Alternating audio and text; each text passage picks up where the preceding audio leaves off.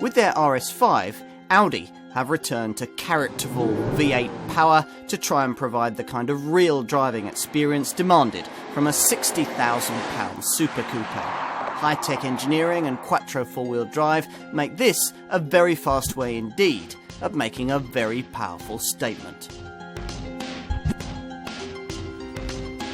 In April 1980, a car was unveiled that would shape the future of a company, ultimately propelling it to the pinnacle of the prestige car market.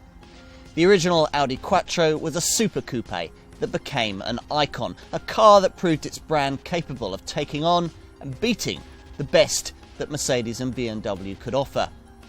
30 years on, at the 210 edition of the same Geneva Motor Show that launched the Quattro, pride of place was assigned to this car, the RS5. Now, nobody would claim that this model could have anything approaching the same impact as its famous predecessor, but there's a definite symmetry here. Here we have another two-door Audi with breathtaking performance, bags of attitude, and unavoidably four-wheel drive. Developed by Audi's performance engineering subsidiary, Quattro GmbH, RS models are the German brand's highly specialised versions of their mainstream production cars, this RS5 based on the A5 coupe. Early RS efforts from the mid-90s onwards were big on grip and power, but short on feel and fun factor. But Ingolstadt kept trying, finally nailing it in 2006 with an R8 supercar you could reasonably buy over a Ferrari and an RS4 super saloon that could take on and beat a BMW M3. The RS4's lifespan was sadly short-lived, but the M3 market wasn't one that the German brand wanted to abandon, hence this RS5's efforts to target it more precisely. Let's see what it delivers. When this car was first launched, perhaps the biggest surprise was to be found by lifting its bonnet. It conceals a thumping 444 brake horsepower 4.2 litre V8, offering an approach to prodigious power that many of us thought the German brand had abandoned in cars of this kind.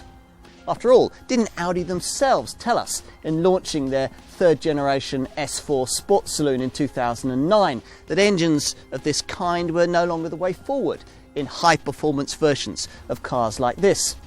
A cleaner, more frugal twin-turbo V6 might have less outright power than the V8 it replaced, they told us then, but such was the torque available that you wouldn't really notice. And sure enough, the twin-turbo 333 V6 they produced for the S4 did enable it to get within a fraction of matching the speed of an apparently far more powerful V8 420 brake horsepower BMW M3.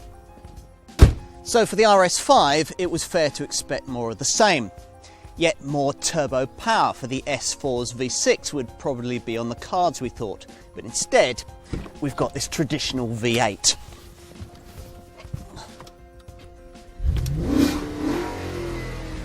It's a decision that starts to make more sense when you settle into the sculpted sports seat and begin to drive the thing than it does on paper. Audi, you see, understands its customers, and at the £50,000 to £60,000 level, they don't care quite so much about running costs. Truth be told, many of them aren't quite so obsessed with 0 to 60 times either. Well, what really matters at this level is how a car feels, the noise it makes, the driving experience it offers. And nothing delivers that quite like a high-capacity V8. And this one sounds suitably awesome, even if you don't tweak the engine note through the MMI driver information system or go a stage further by paying extra for a sports exhaust. A restrained brand of music it may sometimes be, but heavy rock it remains, especially if you fully exercise the 430 Newton meters of torque delivered by the high revving 4.2 litre V8. 60 flashing by in just 4.6 seconds, that's half a second quicker than an Audi S4, with launch control engaged, on the way to 100 miles an hour just 6 seconds later. Now, it's perhaps not surprising to find that a lighter BMW M3 can match these kind of figures, but that car can only do so on the kind of bone-dry tarmac that we so often do without in this country. An RS5 has no such limitations. Its Quattro four-wheel drive system, controlled by a centre differential that apportions torque with a rearward 40-60 bias in normal use, but capable, if conditions demand it, of pushing up to 70% of torque to the front and up to 85% to the rear. So the grip's there when you want it, but can the corner turn-in really be as lithe and agile as an M3? Audi claims that it can, pointing for proof to this RS5 standard sport differential that backs up the standard, the normal front to rear torque split, with a further system that can also vary torque from side to side at the rear, also using torque vectoring to lightly brake individual wheels, diverting power to ones that can use it more effectively. And that makes this car a truly devastating cross-country performance tool, and one that you can perfectly tailor to your own personal preferences.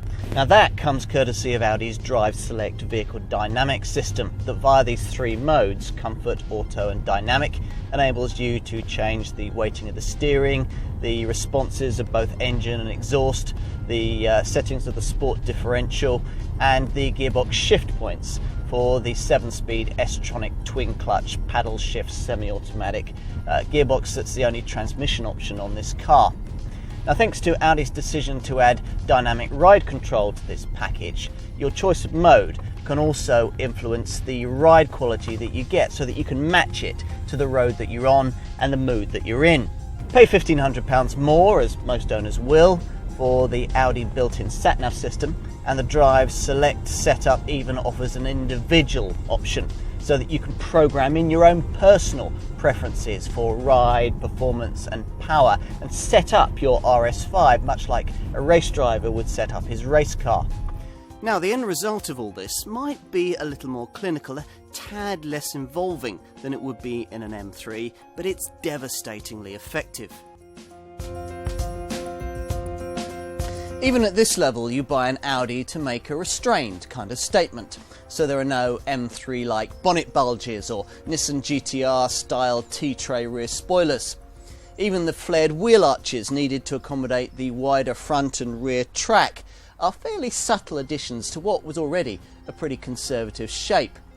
You're vaguely aware at first glance that this is a more menacing piece of work than an ordinary A5, but it'll take passers-by just a few minutes to register just why, by which time, of course, you'll have vanished off into the distance. Giveaway touches to those in the know will be the 20mm lower ride height, the 19 or 20-inch Aero Design alloy wheels, a set of trademark RS tailpipes, and a speed-activated rear spoiler which kindly alerts following patrol cars to your speed by rising at 74.5 miles an hour and lowering again at 50 miles an hour. Over 40% of Audi RS buyers take the whole understated thing a stage further by deleting all the exterior RS badges. But they can't escape the two famous letters once inside, finding them displayed on the door sills, the seat backs, the steering wheel, the rev counter, the central display between the dials, even at startup on the driver MMI information screen in the middle of the dashboard.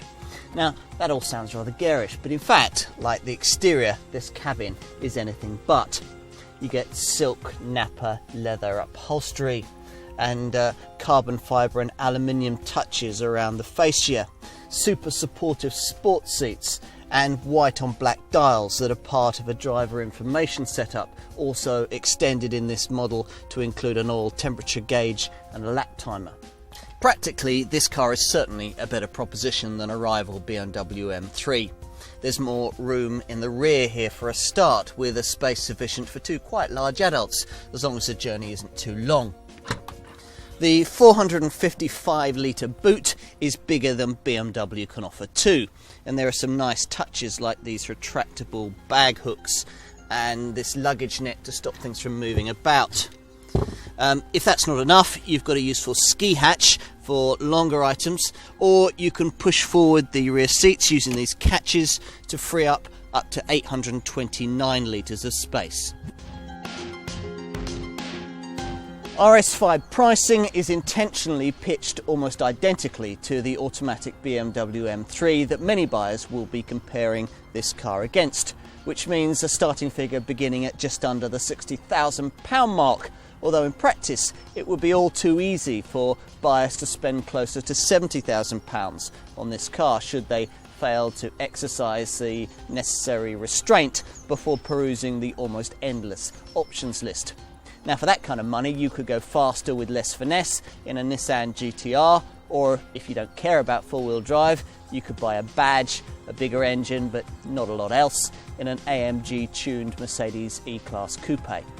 In addition to all the executive niceties you'd expect for over £50,000, standard RS5 equipment runs to these gorgeous alloys, adaptive swivelling xenon headlamps with LED daytime running lights, electrically adjustable leather trimmed sports seats, a 180-watt CD stereo, 3-zone climate control, the Audi Parking System Plus with front and rear sensors, tyre pressure monitoring, and a leather-trimmed multifunction RS steering wheel.